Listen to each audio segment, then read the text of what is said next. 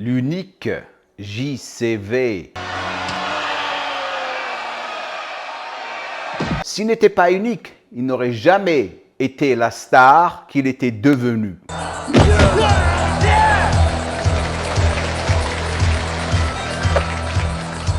Pourquoi je vous dis ça? Parce que, les gars, on est en train de parler d'une personne qui a fait plus d'1 milliard de dollars à Hollywood, à travers tous ses films. Ce milliard de dollars, si ce n'est pas plus, il ne l'a pas réalisé juste à travers ses films d'action. Il y a plus que ça. On parle d'un génie ici. Quelqu'un qui avait pas juste le look, il avait un athlétisme incroyable, une souplesse incroyable. Et en plus de ça, il montrait son derrière tout le temps dans ses films. Et lorsque Hollywood avait découvert ça, ching, ching. Je vais vous raconter une histoire rapidement. L'année était 1993. Jean-Claude Van Damme était la nouvelle star d'Hollywood. J'avais 25 ans, je crois. J'étais sorti avec une fille pour la première fois. Elle était tellement belle, elle s'appelait Nadine. Elle était moitié française, moitié allemande. Qu'est-ce que tu veux faire? Oh, le nouveau film de Jean-Claude Van Damme est sorti. Chut, pas lui encore. Je dis non, on va aller voir quelque chose d'autre. Elle me dit non, non, j'adore Jean-Claude. Oh shit, man. Parce que je savais qu'il allait montrer son derrière dans le film. Et lorsque Jean-Claude montre son derrière, ah, t'as perdu la bataille. Je vous jure, les gars, on s'est assis, le film a commencé, et moi je suis en train de dire please, please, ne montre pas ton derrière, ne montre pas ton derrière. J'ai même pas fini la phrase. Il était dans le lac, poum! Le derrière qui sort. Et j'ai fait ça. La fille, elle a fait ça. Je t'avais dit! Et toutes les filles étaient devenues folles dans la salle de cinéma. Durant ce moment, je ne le connaissais pas vraiment comme je l'ai connu après. Parce que je l'avais rencontré après. Je vous dirai l'anecdote dans pas longtemps. Mais ce que j'aimerais vraiment focaliser sur, c'est ce qu'il a dit, les choses qu'il a fait. On parle d'un mec qui a dit, je me rappelle comme aujourd'hui, c'était le matin, je me réveille, un programme de télévision en Angleterre. Comme invité, c'était live. Jean-Claude Van Damme et sa femme Darcy Lapierre, si vous vous rappelez d'elle. Enfin, pour les anciens. Jean-Claude arrive, il commence à faire directement le grand écart. Et il a commencé à dire, je suis un meilleur acteur que Arnold, je peux acter avec mon derrière, et je peux aussi casser des noix avec mon derrière. Encore le derrière. Enfin, avant de commencer à analyser son physique, j'aimerais vraiment partager avec vous des scènes iconiques. Regardez-moi ça.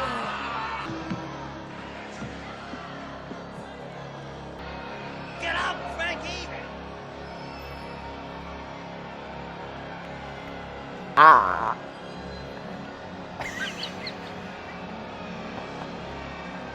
Lorsqu'il est aveuglé dans Bloodsport. Maintenant, son historique. Il est né le 18 octobre 1960 en Belgique. Il a exactement 64 ans. Il avait commencé, bien sûr, le sport en faisant du karaté. Son père l'avait inscrit dans les arts martiaux à l'âge de 10 ans. À l'âge de 18 ans, il a eu sa ceinture noire en karaté, bien sûr, Shotokan. Et aussi le kickboxing. Et éventuellement, il a commencé à faire attention à son physique. Il était un bodybuilder à un moment donné. Il a même gagné le titre de Monsieur Belgique. C'est comme ça qu'il a forgé son physique. Donc, un physique super bien développé et en plus de ça, du karaté, une souplesse corporelle incroyable et une belle gueule. Comment que vous n'allez pas réussir à Hollywood comme ça? Maintenant, comment qu'il a commencé sa carrière à Hollywood? Et c'est là où je m'identifie à lui. Lui, dans le monde de cinéma et moi, bien sûr, dans le monde de bodybuilding et de fitness. On avait un rêve et on ne pouvait pas rester chez nous. Donc lui, malgré qu'il réussissait bien en Belgique, il avait une salle de gym, il voulait se casser aux États-Unis pour devenir un acteur. Donc en 1982, il a pris ses clics et ses claques avec son ami qui s'appelait, je crois, Michel Kissy. Il a déménagé aux États-Unis, il a commencé à faire n'importe quel boulot pour réussir.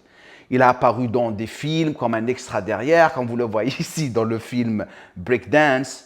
Et vous le voyez en train de danser, lui et son ami. Il était aussi videur, il était chauffeur de limousine. Il a travaillé pour Chuck Norris dans un de ses clubs comme videur. Et c'est comme ça qu'il a rencontré Chuck Norris. Et éventuellement, il s'est même entraîné avec lui. Et il s'est retrouvé à être un de ses cascadeurs dans un de ses films. Et c'est de là où il a commencé à évoluer. Éventuellement, il a commencé à avoir de l'attention. Et son premier film, vraiment, qu'il a fait, c'était No Retreat, No Surrender. En français, le karaté tigre, où il jouait un russe méchant, le vilain bien sûr, et il a commencé à gagner de l'attention. Après ça, devinez quoi? On lui offre un rôle avec Arnold Schwarzenegger dans le film Predator. C'était lui qui devait jouer le Predator. Mais comment qu'il les a convaincus? Il leur a dit, ce qui serait super cool, c'est un prédateur qui est agile, qui fait le grand écart, qui saute. Ça serait super. Ah, super, tu as le rôle. Mais il ne s'est jamais mis dans la tête qu'il va mettre un costume. Et le costume, il est lourd. Donc à chaque fois qu'il essaie de faire quelque chose, il s'évanouissait à l'intérieur. Parce qu'il faisait très chaud dans la jungle. Donc il a décidé de se casser. Il a dit, je ne peux pas faire ça. Donc ils ont ramené quelqu'un d'autre. Et bien sûr, il ne l'a jamais regretté. Après Predator, c'est pour ça que je l'adore. Après Predator, il s'est retrouvé à faire Bloodsport. Et c'est là où il a explosé. Bloodsport, c'est le film qui l'a rendu une superstar.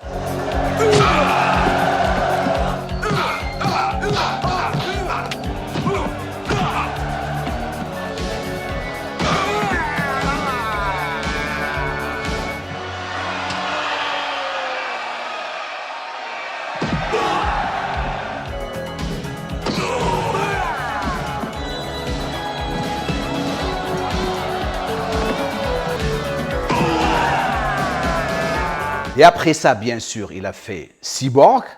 Et après Cyborg, Kickboxer.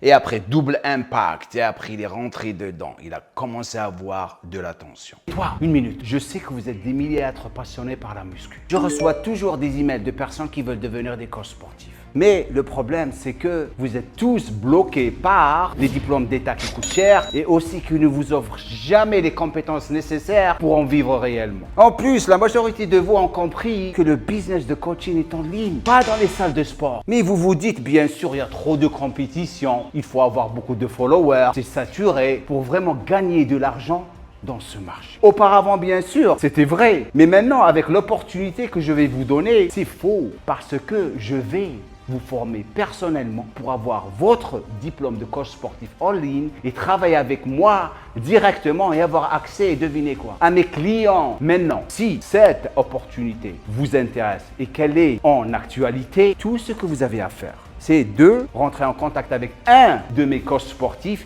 qui était dans votre situation pour postuler. Vous avez le lien au-dessous de cette vidéo. Donc, comme chaque acteur à Hollywood, lorsque on est beau gosse et on a beaucoup d'attention et on se fait des millions et des millions de dollars, on commence à perdre la tête un petit peu. Et ça arrive à tout le monde.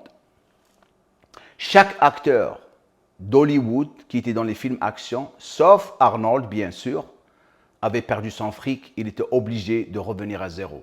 Sylvester Stallone avait perdu complètement tous ses millions.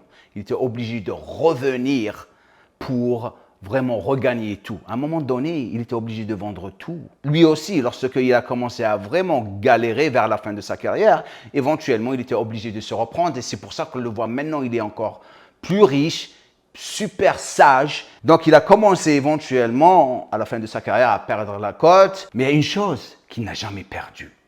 Et bien sûr, c'est son grand écart. JCV te fait son grand écart entre deux chaises. Il te fait son grand écart entre deux corps. Il te fait un grand écart entre deux camions.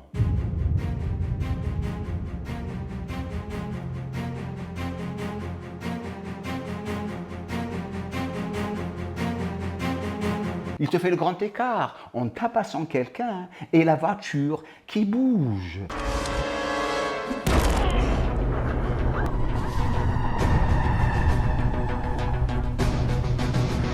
Il te fait le grand écart devant des belles nanas. Because of my big legs and karate, I can do the splits no problem. Il te fait le grand écart en combattant quelqu'un.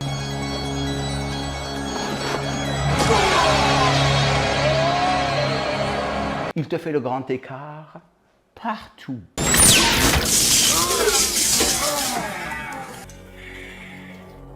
Et ça, c'est quelque chose qu'il n'a jamais perdu. Avant de continuer, bien sûr, si vous êtes ici pour la première fois, parce que cette vidéo vous a attiré, je vous encourage à vous abonner à ma chaîne de YouTube et de cliquer sur la cloche de notification.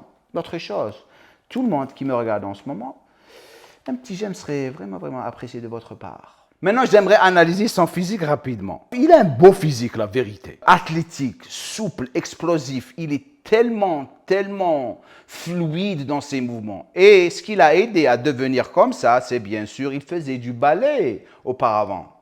Il faisait du ballet pendant, je crois, 3 ou 4 ans. Et c'est pour ça qu'il est très fluide avec ses mouvements. Donc, taille 1m77, il a des bras longs. C'était très dur de vraiment analyser son physique parce que je me base sur toutes les photos que je vois autour de moi. Donc je dirais bras long, cage thoracique ample, c'est pour ça qu'il a des beaux pecs. Il a un bassin un tout petit peu large, un torse qui est court, ses dorsaux sont un petit peu bas, c'est pour ça qu'il a un joli dos, un fémur long, des tibias un tout petit peu longs, des clavicules larges, il est bien large, un abdomen court, bien sûr ça c'est dû à la cage thoracique qui est ample. Et bien sûr, comme je l'ai dit, très athlétique, beau physique. Maintenant, j'aimerais passer à JCV et les plateformes de la télévision française.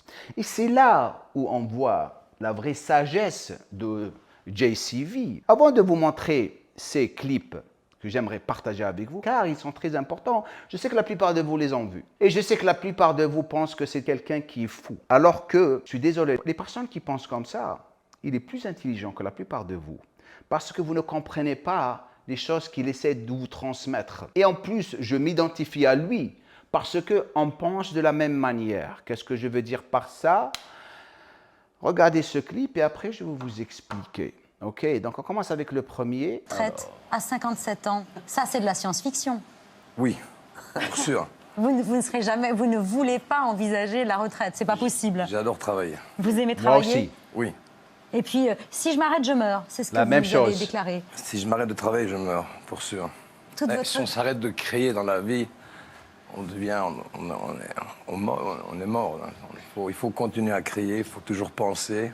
Continuez à créer, continuez à penser. Ça, c'est les personnes qui utilisent leurs dons, ce qu'ils ont dans la tête pour vivre et apprécier leur vie. C'est pour ça que je m'identifie à lui. Aller de l'avant. Si on s'embête, on ne sait plus quoi faire, c'est faire un pas vers l'arrière, penser, prendre son temps, voir un peu ce qui se passe dans le futur, dans votre tête à vous, vous-même, et puis faire le point. Parce qu'il faut savoir aussi ce que... Il y a beaucoup de gens qui pensent à beaucoup de choses, mais penser à beaucoup de choses, c'est une chose, mais il faut penser à certaines choses, il faut savoir... Penser à beaucoup de choses parce que c'est une chose, les gens vont se perdre là-bas, on est d'accord, mais qu'est-ce qu'il raconte? Regardez, c'est un malade mental, il dit du n'importe quoi parce que vous ne comprenez pas ce qu'il dit. Et je vous dire, il va l'expliquer et c'est là où je me vois, c'est là où mes amis comme Stanimol, comme Julien Cagliarini, ça c'est les personnes qui pensaient en français. Et après, ils étaient obligés de passer du français à l'anglais pour l'apprendre sans aller à l'école. Et maintenant, on se retrouve à penser de l'anglais au français. Et c'est là où il y a, comme on dit ici chez nous, une miscommunication. C'est là où on se perd. Écoutez ce qu'il a dit. Il faut d'abord s'étudier. Vous dites toute ma vie... Il faut d'abord s'étudier, il faut savoir exactement comment, pourquoi. Il faut savoir... C'est comme une arme, c'est comme une peinture. De quelle couleur? Une arme. Quelle arme j'ai? J'ai un canon, j'ai un fusil. J'ai un canon, j'ai un fusil. Les gens, mais qu'est-ce qu'il raconte? Donc on le juge. On le juge. Et je suis désolé, les Français, s'il y a un championnat du monde de jugement, les Français gagneront la médaille d'or. Ils sont toujours rapides à juger les gens. Et ce qui fait de la peine, c'est que tous les pays qui ont été colonialisés par les Français se retrouvent à faire la même chose. C'est un virus. C'est un virus. Avant de commencer à juger les gens, regardez-vous au miroir et regardez votre vie. Ça, c'est les personnes qui jugent. Hello, réveillez-vous. Écoutez bien ça. J'ai une mitraillette, j'ai un marteau. Et là, j'ai vous une avez hache. quoi comme arme en ce Non, moment? mais ce que j'essaie d'expliquer avec, parce que j'ai très dur. Regardez, même elle se fout de sa gueule. Et maintenant, quelle arme vous avez? Elle ne l'a même pas compris. Parce qu'elle l'a jugé. Et avec arrogance. Je reviens des États-Unis. Hein? I can speak English, but then you will unable to follow me, right? Ah bah si, moi je vous comprendrais très Okay, bien. fantastic. So we Si, can je- go. No, we cannot do subtitle, but I just. Voilà, il l'a tué maintenant. I just came from USA. If I speak English to you, you won't be able to follow me. Ok? Elle était comme ça. Il a bien prise là. Came like last Vous time. I was- vous revenez des Ouais, États-Unis? je suis fatigué, j'ai le jet lag, je transpire et tout ça. Oui. Je suis anxieux parce que je suis un garçon qui est anxieux de nature. Je suis très émotionnel. Mais soyez rassurés, tout va bien. Et alors, quand je viens dans une TV, parfois ici en France, ben, parfois les gens ils rigolent un peu la Oui. manière dont je parle. Mais parler, c'est une chose, et penser, c'est autre chose. Waouh! Waouh! Parler, c'est une chose, et penser, c'est autre chose. C'est un génie, JCV. Mais la plupart des gens pensent que c'est un parce qu'ils ne vont jamais réaliser ce qu'il a réalisé. C'est ce que vous devriez faire. Vous mettre à la place de la personne, parce que personne ne peut se mettre à sa place. Personne. Personne. Alors, ce que j'essaie d'expliquer, pas à vous, vous êtes des gens qui ont un métier, vous êtes intelligents, vous gagnez votre argent, mais la jeunesse française, jeunesse partout dans le monde entier, il y a beaucoup de gens qui ne savent pas ce qu'ils sont. Et il faut s'étudier. Et quand on s'étudie, on trouve une voie où cette personne qui s'étudie peut être très efficace. Et alors là, Waouh, peut être très efficace. Regarde le respect qu'il a pour les gens qui sont autour de lui. Il ne voulait pas juger les personnes parce qu'il n'est pas dans le jugement. Il parle de la nouvelle jeunesse, là, qui juge directement. À cause de quoi? À cause de ce qu'on leur a appris à l'école. Juger les gens, corriger les gens à travers l'orthographe. On dirait que c'est l'orthographe qui va vous faire gagner votre vie. Quelque chose que je reçois tout le temps ici, les gens qui corrigent mon français, qui corrigent mon orthographe. Et la chose qui me fait rigoler, où est-ce que je suis et où est-ce que vous êtes?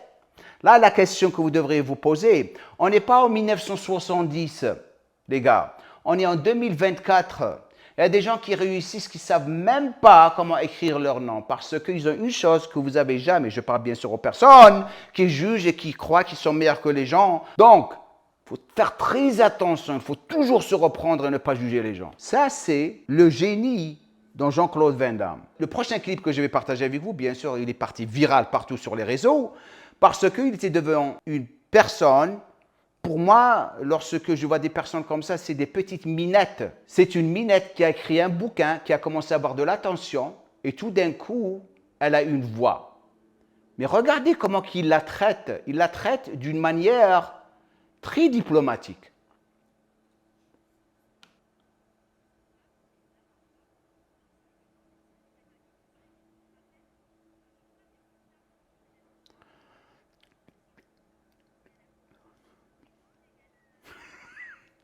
Humain avant tout, et très souvent, ce sont les observateurs extérieurs qui me rappellent que je suis une femme. Très souvent, quand on marche dans la rue, eh ben, on aimerait ne pas se dire « tiens, je suis une femme », et on a parfois une insulte, une invective, quelqu'un qui nous suit et qui nous rappelle qu'on est une femme, et au-delà du fait d'être une femme, qui nous rappelle à notre condition de femme, et à la condition qui est inégalitaire par rapport à celle oh de my l'homme. God, excusez-moi, mais... Je vous en prie, allez-y. Non, mais... Attends. Qui nous rappelle qu'on est une Excusez-moi, femme ou un mais non, objet. non. Je suis une femme, je suis un homme. D'accord, jusque-là, je vous Il y a Slap! des femmes qui aiment travailler. La Comme toi. gifle. D'accord. Lorsque on commence à sortir de la logique des choses et on commence à avoir une voix, la féministe typique, malgré la liberté qu'elle a, elle veut pousser sa chance à essayer de jouer toujours la victime et attirer toujours les femmes et les faire voir comme si elles étaient des victimes.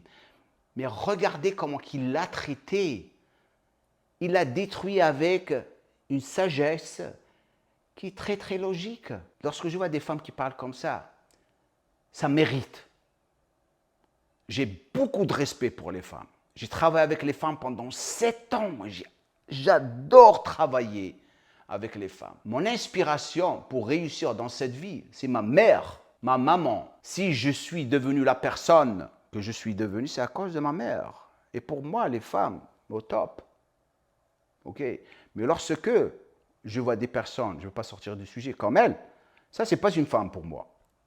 Ça, ce n'est pas la vraie description d'une femme. Jean-Claude est une personne très, très spéciale. Et on a de la chance de l'avoir partagé sa façon de s'exprimer, que ce soit dans les films ou les plateaux de télévision.